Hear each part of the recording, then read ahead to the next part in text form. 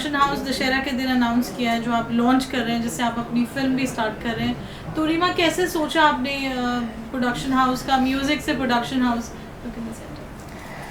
पहली बात तो सबको हैप्पी दशहरा और माँ दुर्गा का आशीर्वाद सबके सर पे रहे। और क्या हुआ ये साल तो हमारा ब्लैक ईयर था क्योंकि पापा का ऐसा हुआ, तो कुछ खास दुर्गा पूजा हम लोग नहीं मनाते एक साल तक। पर ये जो खूबसूरत पड़ोसन जो मूवी आज हम लोग लॉन्च किए हैं, टाइटल जो मूवी है, तो उनका कास्टिंग, म्यूज़िक दादा सब करके गए थे।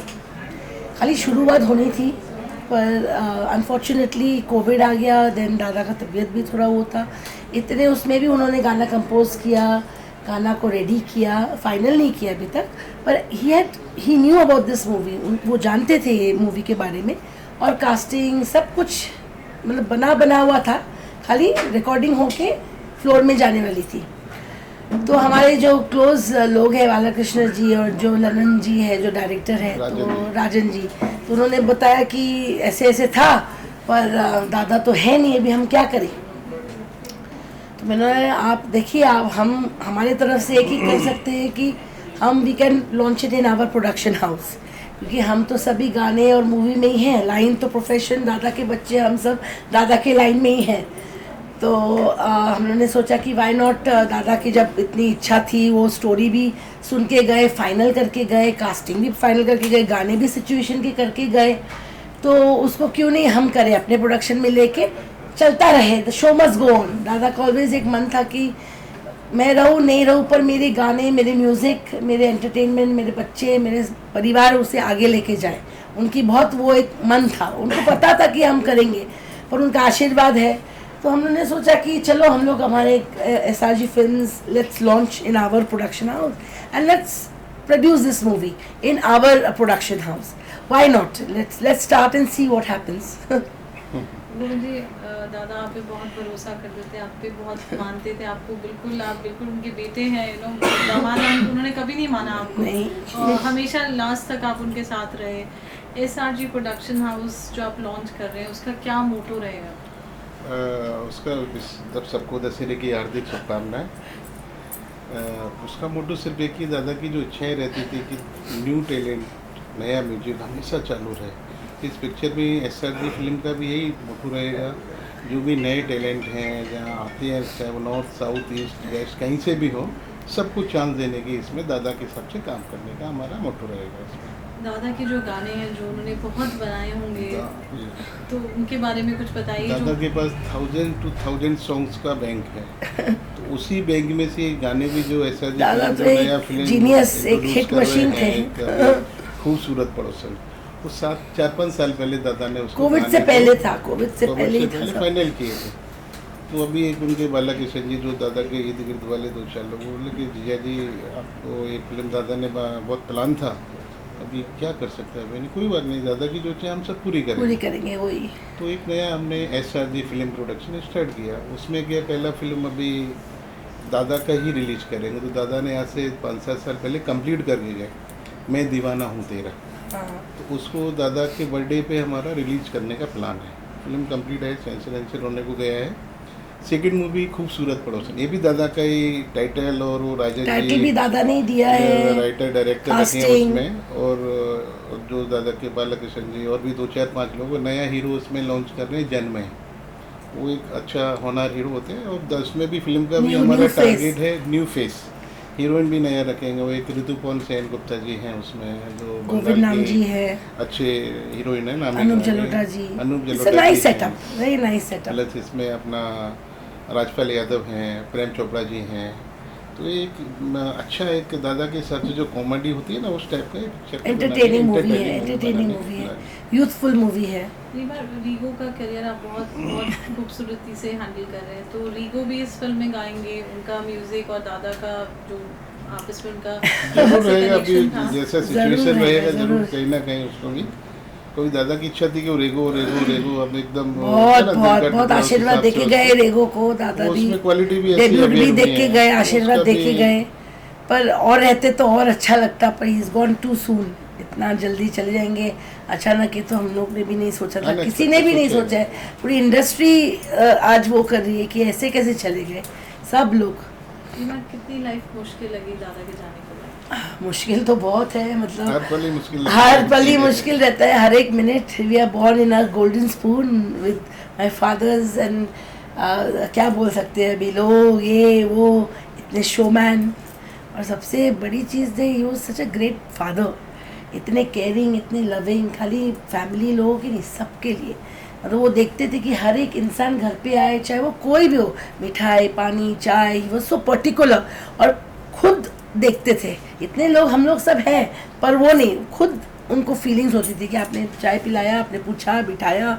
मतलब एक संस्कार जो है उनसे ही शुरू हुई है लाहिरी हाउस में। He is the one two teach us कि कैसे सबको रिस्पेक्ट करना, सबको ह्यूमैनिटी जिसको बोलते, काइंड। और वो पीपल्स पर्सन थे। आप जब भी फ़ोन करो तो ईजी टू, हाँ, always available for the people, चाहे वो स्ट्रगलर हो, चाहे वो एक सिंगर हो, चाहे वो कोई भी हो। आप कभी भी फ़ोन लगाओ, बापी लहरी यस मिल सकते हैं कि दादा मेरे को ये है, दादा वो है। तो ऐसा इंसान तो हमने देख के सीखा है कि इतने बड़े लेजेंड, वो लेवल के आदमी, इतने डाउन टू अर्थ, इतने सहमे से लोगों के लिए करने के लिए, और पावर पैक्ट, मतलब एकदम अपने जनरेशन के साथ थे वो। He was like a friend, you know, जैसे नए म्यूज़िक करना, नए लोगों को चांस देना, इंस्पायर करना, इनकरेज करना। अब कोई भी सारेगामापा बोली, इंडियन आइडल बोली, किसी को भी उन्होंने आज तक इंसल्ट, या आपने देखा होगा कभी भी दादा ने डायरेक्ट फेस पे नहीं बोला कि अरे तुम कैसे गा रहे हो, व्हाट इज दिस नॉनसेंस, उठ के चले गए। गुस्सा, ऑलवेज एनकरेज ही किया है कि तुम और अच्छे से गाओ, थोड़ा आज ऐसा लगा फिर से हो जाएगा। मतलब the way of approaching people, he was so good with encouraging with all this, you know, young talents and all. Industry से क्या रिस्पांस रहा आपको दादा के जाने के बाद? कितना सपोर्ट मिला, कितना? नहीं, बहुत नहीं, अभी तो सभी का सपोर्ट है, बराबर सभी का सपोर्ट है। लेजेंड चले गए हैं, सबको बहुत दुख है।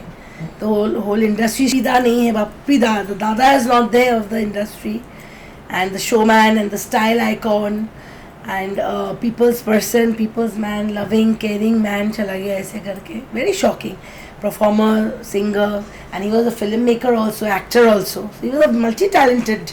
He used to love. He was a very creative man, not only music but as a singer, as a producer, as a, you know, everything. You know?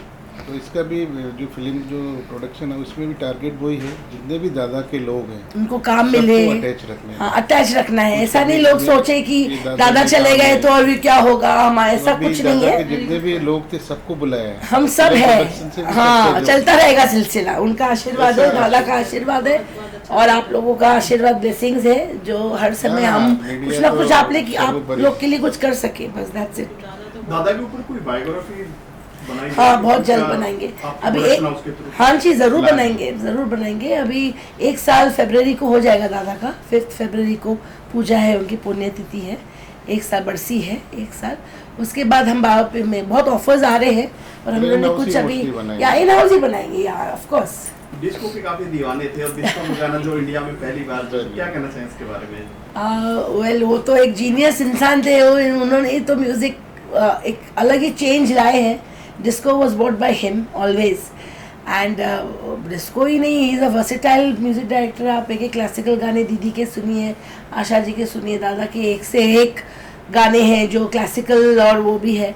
पर yes, of course he is the gold man and the disco king all over the world, even all over the world. कल Germany में भी एक tribute हुआ, 100 तो खाली tribute ही चल रहे हैं, देख के हमें क्या बताएं। अभी कल भी जर्मनी में लता दीदी के और दादा के नाम पे ट्रिब्यूट हुआ, एंड द लास्ट सॉन्ग वो चलते चलते मेरी गीत याद रखना। मतलब वर्ल्ड वाइड उनके ट्रिब्यूट्स हो रहे हैं, मतलब उनको कोई मतलब वो नहीं कर पा रहे कि दादा जो नहीं है।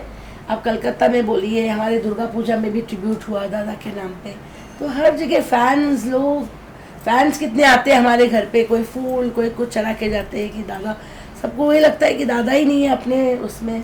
म्यूजिकल टेंपल ये टाइम पे पूरी नहीं हुआ, आपको लगता है कि बोल कर गए हैं आपसे ये चीज पूरी करनी है, और वो बीच एक तो ये मूवी है जो दीवाना मैं दीवाना हूँ तेरा, वो उनका बहुत वो था कि रिलीज करना है, क्योंकि वो बहुत सालों से बंद पड़ी हुई थी, और उसके बाद कारण से रिलीज नहीं हो पाई। कोविड हो गया, ये हो गया, उनका तबीयत भी थोड़ा ऐसा था, तो नहीं हो पाई, तो वो बहुत चाहते थे कि दीवाना हूँ मैं तेरा उनके बहुत क्लोज पिक्चर था, तो उनके घर का पिक्चर, हमारा खुद का प्रोडक्शन।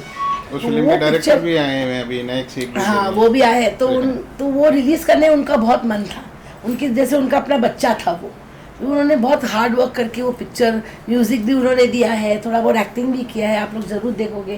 दादा ऑफकोर्स बहुत साल पहले का है, पर आपको अच्छा लगेगा देख के। It's a very youthful movie, very emotional musical movie. दादा आज भी हमारे बीच है, आपने बोला कि माला नहीं चढ़ाएंगे। नहीं, ये हमारे एक्चुअली दीदी के वहाँ से घर से आदेश आया है, लता दीदी के वहाँ से। उषा दीदी ने बोला है कि बापी और लता दीदी और आपके डैडी ये लोग अमर हैं, ये लोग एक आते हैं करके चले जाते हैं जल्दी, तो ये लोग अमर हैं, ये लोग को माला का तो हम लोगों ने आज तक अभी तक माला नहीं लगाया। हम सोचते कि वो है हमारे साथ, हमारे साथ है, हमारी आज भी है, देख रही हैं, आशीर्वाद ही दे रहे, खुश हो रहे हैं, और माला नहीं चढ़ाते ऐसे लोगों को, क्योंकि ये लोग अमर है, इनकी म्यूजिक चल रही है। आप कोई भी रेडियो में सुनो, आप कोई भी सीरियल देखो, बंगाली चैनल देखो, उनका गाना तो चल रहा है, आवाज़ तो है। So for him, for us, he is there. Music academy वगैरह कुछ प्लान है? जरूर करेंगे ऑफ कोर्स। अरे जरूर करेंगे, एकेडमी भी खोलेंगे बहुत जल्द, स्लोली। एक्चुअली क्या है, इतना बड़ा शौक अभी हम लोग को समझ में ही नहीं आ रहा है कि ये सच्ची का है कि क्या हो गया suddenly. Full family is in a state of shock, you know. जो उनकी लेगेसी जो थी प्रिजर्व करने की, उनकी चीजें, you know, there was a, हमने सुना था कि म्यूजियम में भी ये चीजें करेंगे हम लोग। हाँ, वी हैव डिसाइडेड कि जितने भी उनके गॉगल्स बोलो, गोल्ड बोलो, वो करके मैं और बप्पा भाई, मेरे भाई और गोविंद जी, हम मिलके एक ऐसा म्यूजियम में ट्रेजर करेंगे that people can come and see the Disco Kings jackets which he used to wear, because there's so many fans all over the world. Russia से बोलो, Kazakhstan से बोलो, Jimmy, because he was an international fame, ना? He was not only, he was like a hero, he was not like a normal music composer. Heroic fan following, लोग जनता प्रेमी, मतलब पागल। दादा के गाने मतलब सब नाच रहे, छोटे बच्चे से लेके बूढ़े तक, शादी में, इसमें सब जगह उनका ही गाना, तो that fan following is universal. दादा का अपना एक स्टाइल था, हाँ, पहनने का, गोल्ड इमेज, उसको कोई फॉलो करेगा इस चीज को कि नहीं?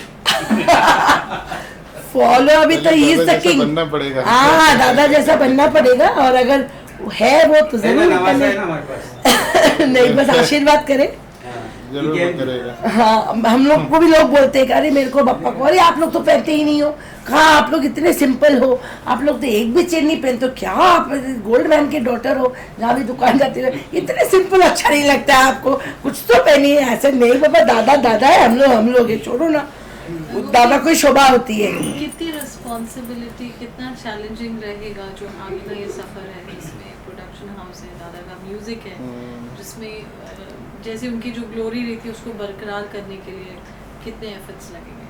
हम लोग इसको हंसते हंसाते ही आगे लेके जाएंगे, कोई ऐसा दबाव होता है ना उस टाइप का नहीं रहेगा, सबको हैप्पीली, दादा का आशीर्वाद हमेशा, तो इस टाइप का फील भी नहीं होता है कि हम ये काम कर रहे हैं, ये प्रेरणा भी दादा के आशीर्वाद से मिला, ऐसा कर लो, क्योंकि जो बात करते थे हम लोग हमेशा साथ में, तो ऐसा करना है, ऐसा करना है, क्रिएटिव थे ना दादा, क्रिएटिव लोगों का अच्छा करना, काम देना, ऐसा था उनका ऑलवेज, अच्छे उसमें ही था, पॉजिटिव नोट पे ही चलता था ऑलवेज। अभी भी सब कुछ ऐसे पॉजिटिव नोट में आराम से हंसते हंसाते सबको साथ लेके चलेंगे।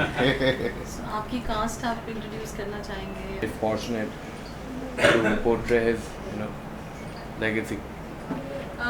Talking about your role, I mean, what is the kind of character? I mean, obviously it's too soon to talk about. Yeah, basically it's a love triangle between a 26 years old guy with me, a 17 years old girl, and a 40 years old woman. That's interesting. Situational comedy and satire. Tell us about yourself. I mean, how did you start your? Basically, I'm from Delhi. I'm a Delhi-born guy. I've done a lot of drama, theatre, and a lot of street plays. So I've done theatre only. I've never done like camera acting, but I've done theatre. I'm sure you're looking forward to your journey. And Yeah. You have lovely producers as Rima and. I'm blessed. I'm blessed. Anything that you would like to say about Bapida? Any of his favorite songs, and if any one song? Lord, like if every you had song to, is my If you had to favorite. relive in this film, which one would it be and why? Ooh la la, ooh la la. All time favorite. All time, very true, very true. Rigo, I'm sure you missed your Nanu a lot. You were his favorite, and we've seen you grow. You know, he was all over you whenever you were around. You used to be so happy. What do you have to say now when he is gone? It must be, Dussehra without him. How does it feel? First of all, happy Dussehra to everybody and Shubha Vijay to all my fans and to everybody. And this year, we all are devastated because of my grandfather's sudden demise. It was all of a sudden, like something just abruptly ended. So I'm very happy that my dad and mom have started the production of SRG Film Entertainment to release my grandfather's most favorite film called Khoobsurat Parosan with a very great actor which is Janmay Bhai and the directors, and to everybody and to all my pranam, and please give me your blessings. Thank you. Rigo, talking about your songs, you're getting so much of love from people. All your songs are going super hit. How does it feel, when you have that kind of response coming from a great, legacy in the family?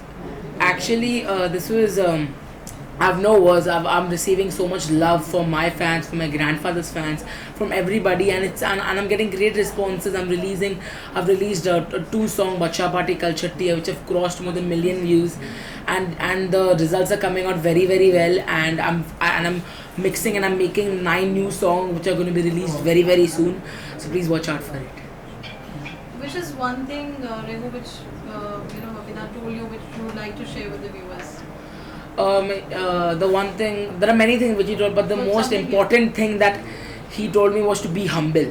Like he was such a big man. He had so much richness in him, gold, and he was a genius, a musical genius. But he used to always remain humble. He used to not boast out that "Hum Bapi Lahiri, what will I do?" Like he was never like that on camera and off camera.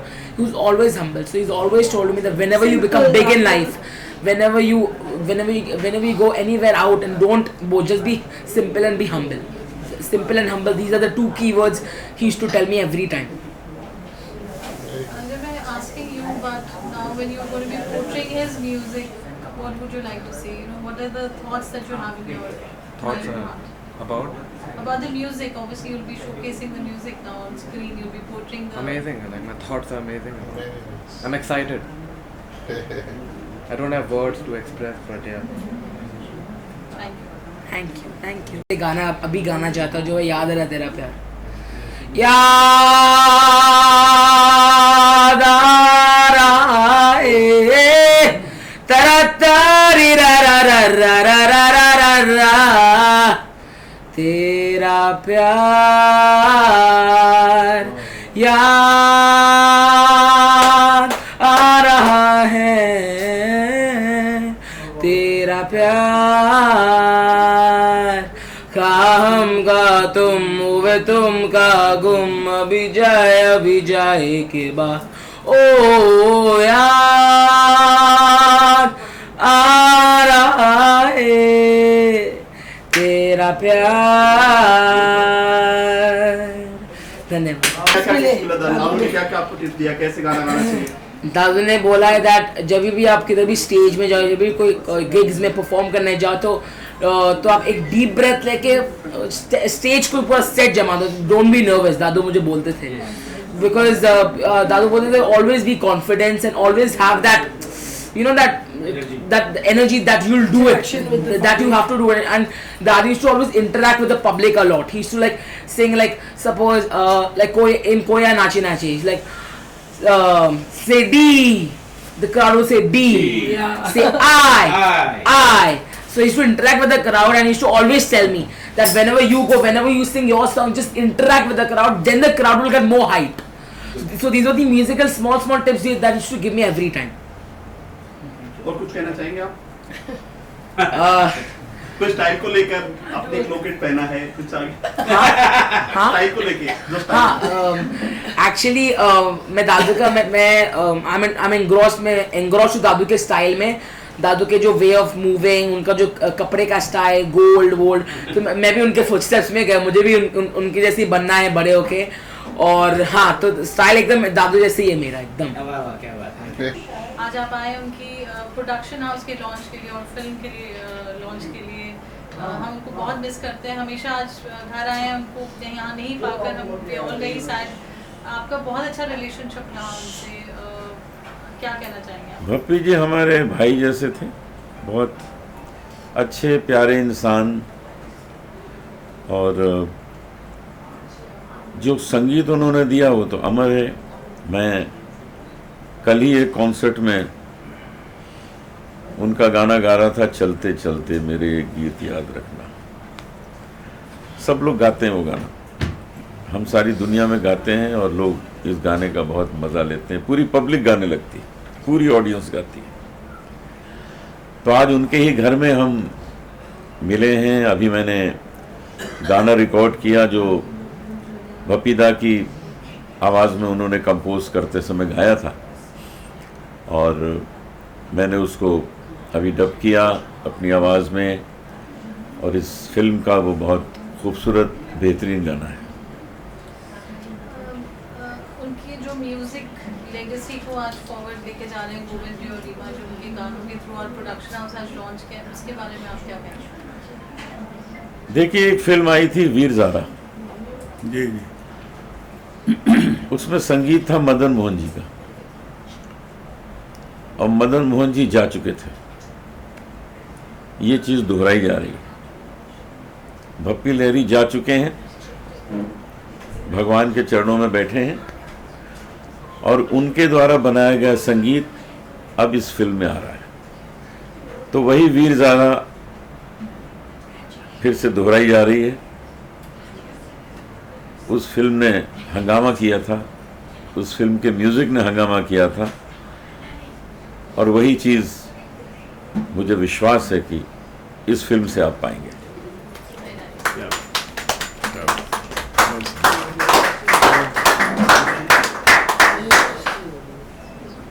Govind जी, आप integral part है film का। भप्पी दा की film है, उनकी family आगे लेके जा रही है, प्रोडक्शन हाउस लॉन्च हो रहा है आज, क्या कहेंगे? बहुत अच्छा लग रहा है। भप्पी दा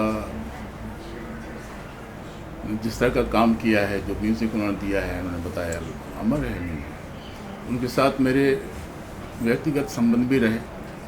अब उनके इस प्रोडक्शन से जुड़ के मैं बहुत अच्छा महसूस कर रहा हूँ। इस प्रोडक्शन को मैं अपना 100% दे पाऊँ, ऐसी मेरी कोशिश रहेगी, और यही मेरी श्रद्धांजलि भी रहेगी हमारे भप्पी दा की। राजन जी, फिल्म आपने लिखी, आप डायरेक्ट कर रहे हैं, इमोशनल मोमेंट है सबके लिए। भप्पी दा के साथ हम बहुत सालों से जुड़े रहे हैं, क्योंकि मेरे फादर ने, उनकी शायद सेकंड फिल्म थी कि थर्ड फिल्म पापी थी, तो वो उन्होंने लिखी थी। तो उनके साथ में उनके एसोसिएशन, वो मेरे ख्याल 70s की फिल्म है, लेट 70s की होगी शायद। तो मेरा आना जाना काफ़ी रहा। मैंने भी काफ़ी गाने उनके साथ लिखे, करीब 12-13 गाने तो मेरे भी उनके साथ रिकॉर्ड हुए। तो बहुत अच्छी एसोसिएशन रही है, मिलते जुलते रहे हैं, और अच्छा, और बहुत एक क्या बोलते हैं, पायस सी फीलिंग है यहाँ आके। या हम जब भी आते थे, जब भी उनसे मिलते थे, तो बहुत अच्छा लगता था। आज तो बहुत ज़्यादा अच्छा लग रहा है, क्योंकि एक लीगेसी आगे जा रही है। उनका काम तो हमेशा याद रहेगा लोगों को, जब तक फिल्म इंडस्ट्री रहेगी या जब तक दुनिया रहेगी, वो उनका काम अमर रहेगा। तो उसके हिसाब से उनकी लीगेसी अभी फॉरवर्ड लेके जा रहे हैं, तो बहुत अच्छा ही होना चाहिए। फिल्म कब तक रेडी हो जाएगी और कब तक पर्दे पे आएगी? ये फिल्म मेरे हिसाब से हम लोग किसी भी हाल में मार्च के एंड तक रिलीज़ करने का हमारा टारगेट है। मार्च का टारगेट है, तो मेरे ख्याल से मार्च में ही होगी रिलीज। अनुप जी, कोई मेमोरी आपकी भप्पी दा के साथ जो आप शेयर करना चाहें, कुछ मोमेंट्स, कोई उनका म्यूजिक जो आपका फेवरेट रहा, और या कोई गाना जो आप उनको कहें कभी कि ये आप गाते हैं, या कुछ भी ऐसा कुछ मोमेंट? भप्पी जी के फादर से मेरी बहुत अच्छी जान पहचान थी। वो जब भी मुझे मिलते थे मुझे कहते थे, अनूप बोलते, अनूप तुम क्यों नहीं आता है, हम तुमको बहुत गाना गवाना चाहता है, तुम इधर उधर प्रोग्राम में बिजी हो जाता है। फिर मुझे कहते थे कि जो कर रहे हो उसमें मज़ा आता है ना? मैंने कहा बहुत मज़ा आता है। कहते लेकिन कभी कभी आया करो, बापी अच्छे गाने बना रहा है तुम्हारे लिए। और मैंने 2-3 गाने गाए भी थे बापी जी के, मुझे बड़ा मज़ा आया था गा के। एक खास बात जो थी बापी जी में कि वो आर्टिस्ट को देख के गाना बनाते थे। किशोर कुमार के लिए बनाएंगे तो उनके लिए बनाएंगे। तो जब मुझे सोचा कैसा गाना देना चाहिए तो मेरे हिसाब का गाना बना के दिया। और मुझे बड़ी खुशी हुई जब हम गाने गए तो मैं गाते गाते मैंने उनसे कहा कि ये गाना आपने मुझे सोच के बनाया? कहते हैं कि मैंने सोचा था मैं तुमको तब बुलाऊंगा गाने के लिए जब मैं कोई बड़ी फिल्म साइन करूंगा। और वो बड़ी फिल्म उन्होंने साइन की, उसमें आमिर खान हीरो थे, इसी का नाम जिंदगी, उसका टाइटल सॉन्ग मैंने गाया। तो जब मैं वो गा रहा था तो मेरे पास आए अंदर केबिन में, कहने लगे अनूप जी ये आपके ऊपर पिक्चराइज करना है मुझे गाना। मैंने कहा ठीक है। तो वो प्रोड्यूसर भी आ गए, डायरेक्टर आ गए, सब आ गए, आमिर खान आ गए कि ठीक है जी अब आप पे पिक्चराइज करेंगे। तो उसमें मेरे ऊपर और प्राण साहब के ऊपर गाना पिक्चराइज हुआ। तो प्राण साहब के साथ हमने वो गाना शूट किया, मज़ा आ गया था। क्या प्राण साहब काम कर रहे थे। और मुझे प्राण साहब ने बाद में कहा कि ये गाना जो है मुझे ज़रा रिकॉर्ड करके भेजना, मुझे बड़ा अच्छा लगा। तो मैंने प्राण साहब को वो कैसेट, उन दिनों चलता था, कैसेट में रिकॉर्ड करके उनको भेजा था। वो सुनते थे, उनको बहुत अच्छा लगता था। इसी का नाम जिंदगी। It was like, you know, I'm in a dream world somewhere. That ऐसा हो सकता है क्या? Is it possible? तो गाना सुनाया मेरे को उन्होंने। ऐसे ये तो बपिया बहुत हाई स्केल है। ये तुम्हें तुम्हारा स्केल ही नहीं पता है। So I said, yeah, I'm an actress. I have done a lot of albums, but then मुझे नहीं पता एक्चुअली। तो बोला just go there, start singing. तो भपीदा ने अपना पोर्शन गाया हुआ था और फिर मैंने अपना पोर्शन गाया, for which I'll be always very very grateful to him. वो ज़िंदगी की बहुत बड़ी याद है। हर कलाकार का सपना है कि वो रहा होगा कि वो उनके म्यूज़िक के अंदर गाना गाएं, उनके साथ डुएट गाएं। मेरा सपना उन्होंने पूरा किया। वो बहुत बड़ा एक एहसान मैं समझूँ।